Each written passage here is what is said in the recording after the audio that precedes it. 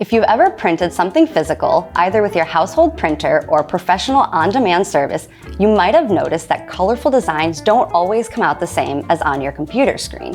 What gives? This is a common theme in the printing industry and usually comes down to the terms RGB and CMYK. In short, RGB and CMYK are two color modes. The key difference between these two is that RGB is meant for screens and can produce a much more vibrant color, while CMYK is used in printing and might at times appear more washed out. Let's take a look at why that is. If you already know the theory, feel free to skip ahead on the timeline if you just want to know how to adjust your designs. RGB stands for red, green, and blue, which are primary colors of light, and when added together, they can reproduce a broad array of colors. Take, for example, the screen you're watching this on.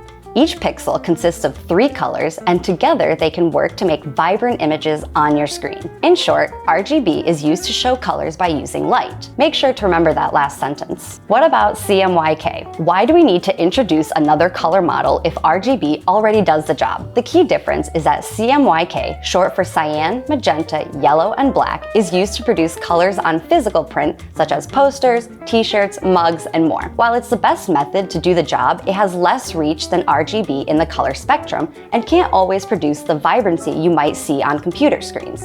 It's simply how the world works. RGB designs are converted to CMYK automatically when printing, and thus the results might differ. But don't worry, since the printing industry relies on CMYK, we'll show you how to better prepare designs for print so there are fewer surprises and more celebrations, because we know that first impressions matter, especially with print on demand. Luckily, in most modern software, there's a way to preview the approximation of how your design will be printed. This will give you a better idea of what you can expect once the product is delivered. Let's say you have just designed new artwork in Photoshop. All you have to do is go to Image, then Mode.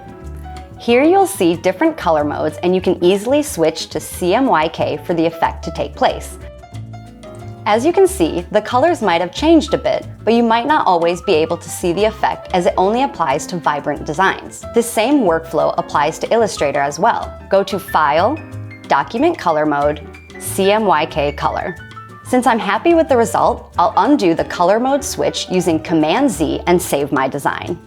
It's important to note here that Printify still recommends you upload designs onto your products using the RGB color mode. This is because our print providers already have systems in place to convert the colors themselves for the best possible result using their setup. You want to give them as many colors to work with as possible.